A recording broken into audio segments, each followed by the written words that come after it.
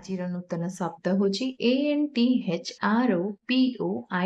ଆକୁ ଆମେ ଉଚ୍ଚାରଣ କରିବା ଏନ୍ଥ୍ରୋପଏଡ୍। ଏନ୍ଥ୍ରୋପଏଡ୍ର ଅର୍ଥ ହେଉଛି ମାନବ ସଦୃଶ୍ୟ ବା ମାନବ ଭଳି ଦେଖାଯାଉଥିବା ପଶୁ। ଏନ୍ଥ୍ରୋପଏଡ୍ ଉଦାହରଣ କେମିତି ବ୍ୟବହାର କରାଯାଏ ଚାଲନ୍ତୁ ବୁଝିବା। ପ୍ରଥମ ଉଦାହରଣ, ଆପ୍ସ ଆର୍ ଏନ୍ଥ୍ରୋପଏଡ୍ ଏନିମାଲ୍ସ, ମାନେ ବାନର ମାନେ ମାନବ ସଦୃଶ୍ୟ ପଶୁ।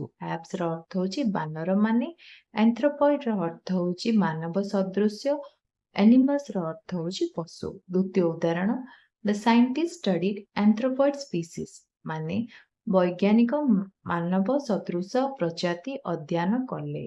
ସାଇଣ୍ଟିଷ୍ଟର ଅର୍ଥ ହେଉଛି ବୈଜ୍ଞାନିକ, ଷ୍ଟଡିଡ୍ର ଅର୍ଥ ହେଉଛି ଅଧ୍ୟୟନ କଲେ, ଏନ୍ଥ୍ରୋପଏଡ୍ର ଅର୍ଥ ହେଉଛି ସଦୃଶ, ମାନବ ସଦୃଶ, ସ୍ପିସିସ୍ର ଅର୍ଥ ହେଉଛି ପ୍ରଜାତି।